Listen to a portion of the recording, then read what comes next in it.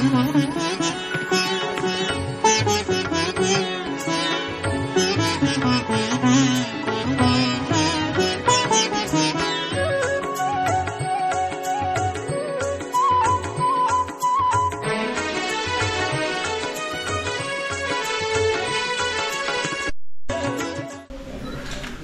సమేత శ్రీ స్తంభ లక్ష్మీ నరసింహస్వామి దేవాలయం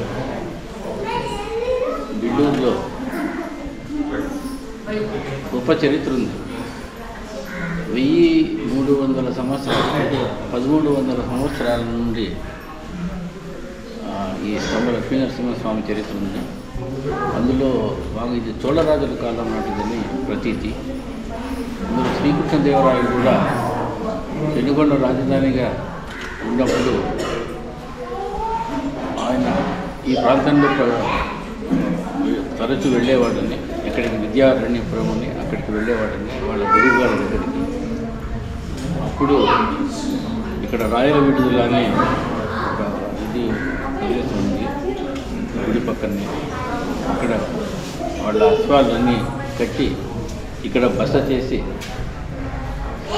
రాత్రిళ్ళు బస చేసి తర్వాత ఈ స్వామివారికి సేవ చేసి వెళ్ళేదని ఒక కథ ఉంది. అంత గొప్ప దేవాలయం ఇది. ఆయన కాలంలో ఒక ముఖమంటపం కూడా కట్టించినాడని చరిత్ర ఉంది.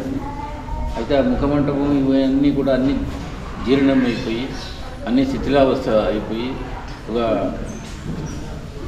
నియర్లీ 70 ఏళ్ళు 80 ఏళ్ళ వరకు ఏది ఇక్కడ పూజలే లేకుండా, ఎందుకంటే అంత రాళ్ళు ముళ్ళు నీళ్లు లేవు, చాలా అందరు రావడానికి వసతులు ఏది కానీ లేదు. అందుకని ఈ జీర్ణోద్ధరణమైంది. అయితే అప్పుడు నేను చాలా చిన్నవాడిని, నేను ఇంకా స్టూడెంట్. నాకు మనసులో ఉన్నా కానీ నేను ఏమీ చేయలేకపోయాను. తర్వాత నేను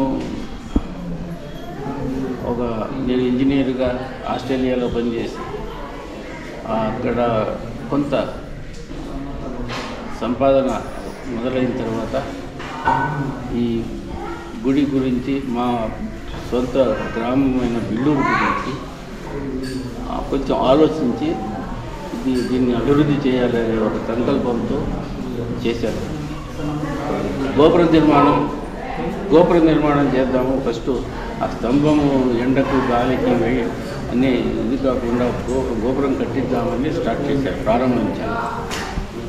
అయితే ఇక్కడ ఒక రాయి తీస్తే 10 రాళ్ళు పడిపోయి, ఎందుకంటే అన్నీ పూర్తి జీర్ణం అయిపోయినాయి. ఏది లేదు. ఈ వీడియో ఫొటోస్లో మీరు చూసి ఉండొచ్చు ముందు ఏ స్థితిలో ఉండింది ఈ గట్టు, నరసింహస్వామి గట్టు. తర్వాత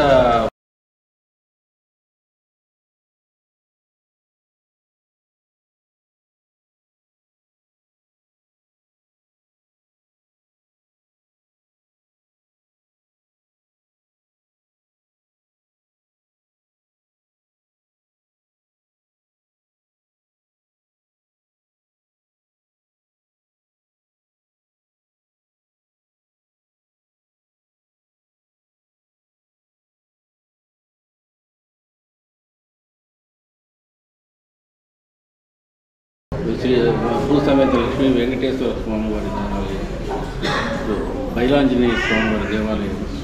మా తల్లిగారు రామకోట రాసింటే అది బ్రహ్మపీఠంలో పెట్టి రామాలయం కూడా మా ఇంటి ముందు ఇదే ఊరిలోనే కట్టించాను.